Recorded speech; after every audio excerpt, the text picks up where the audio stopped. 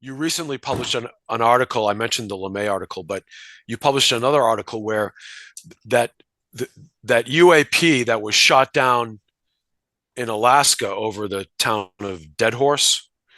Um, Yeah. the government said, we shot down this UAP. It was an F-22 that shot it down. And then we never heard anything about it. We never saw any pictures, but we saw pictures of the Chinese balloon, right? Um, Yeah. so that raises questions. And then is it the Canadian government that released a log under a FOIA request? Yeah, that's right. And the Canadians strangely don't redact people's names. So I was able to research, and some of those people had fairly obscure French last names. I looked them up on LinkedIn, and they were in Florida at that time. Oh, wow. Wow. So basically this log, right? So someone submitted a FOIA request from the Canadian government, and it Yeah. was the base in Canada that was involved with what, retrieving this thing?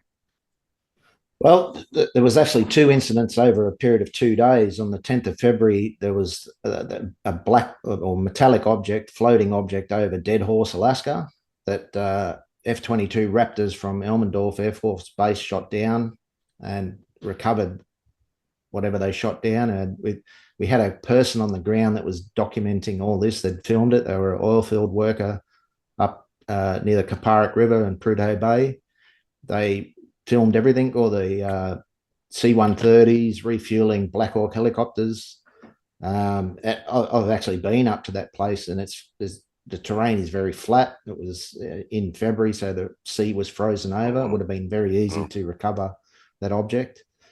And then because NORAD, Canadians can task F-22s, they've got an arrangement that both countries can task military assets. What was unique was with that particular incident in Deadhorse that it was the because it was deemed a threat to the continental United States. After 9/11, the facility at Tyndall Air Force Base in Florida looks after those sort of potential threats. And what was happening during that event over a period of 12 hours was that the facility kept losing power, had massive power fluctuations. And you can see that in the logs that the mission commander has just said, just leave the damn diesel generators running, just so they can shoot, because they'd formulated a plan to shoot down this object from, I believe, either President Biden or General Van Herk at Colorado at the NORAD headquarters. And they were implementing that plan, and then suddenly they started getting all these massive power surges at their facility. And mind So you, so just to be clear for the audience, so this operation was taking place up in Deadhorse, where there was Alaska, this recovery well, they were tracking this and they eventually shot it down, right? yep, But it was during the time that they were tracking it, right? And I guess when they had the F-22 around it, yep, um, the operation was being commanded on a base in Florida. It was a NORAD command yep, base in Florida, right? yep, Tyndall Air Force Base. Okay, and your point is that when the F-22s engaged this unidentified object, the base in Florida, the command base in Florida, lost power. Yep, several times. Several times, right? So with Yep, several engagements, right? yep. It's 3,000 nautical miles away. Okay. Uh, Now, and you've learned this because you went through. I'm showing now. This is the Canadian log that yep, was released under the FOIA request. You can see yep, a lot of it's redacted here, right?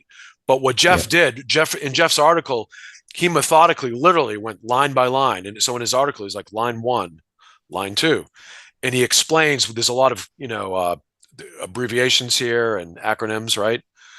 And yep, you I guess you have a lot of military knowledge and you understood some of the terms anyhow, but then you were able to figure out other ones and research them. So you're able to like walk through and so you figured this out from this log, this FOIA released log. That's what happened. That's where you figured out when they engaged with the F-22, they lost power at the headquarters in Florida. Yeah, my previous experience with Boeing is we ran a facility. We were contractors to the Department of Defense, a certain part of the Department of Defense, and our logs. If we screwed something up, they'd go back to our logs and rebate our contract. So we'd have to pay them. So you had to make sure the logs were pretty good, otherwise you get rebated. So I used to do these logs. This is how I'd know how to read them properly. I see. Wow. And just having that many power failures while you're in the middle of a very, very critical operation. And Tyndall Air Base is unique because it's a base of resilience. It was the first one after it got hit pretty hard by Hurricane Michael in 2018. And because it's the key base in NORAD, the US government built backup systems for their backup systems. It's got renewable energy, it's got solar, it's got batteries, it's got diesel. They all failed, and the diesels were the only things that kept it going pretty much during that event. So there are two things we're taking away from this analysis. One is that clearly the government said this was an unidentified object initially. I think they changed the story afterwards. We know an F-22 engaged it. They didn't release any photos like they did with the Chinese balloon. So we're guessing it really is an unidentified object. We have video documentation, which I watched, of that oil worker. He's videotaping the recovery effort. They shut down all the airspace. Nothing but military could fly in. They were doing fly arounds in circles, sort of surveilling the area to keep it secure, right? And only military craft were allowed to go in and out, right? So it was a really big like recovery operation. But the second, so we're saying like this validates like they knew this was a UFO, right? And they recovered it. But the second point is you're speculating that it can't just be chance that the most secure NORAD base in Florida that was rebuilt after the hurricane, so it would never lose power, right? That it lost power just at the moment the F-22s engaged this UAP.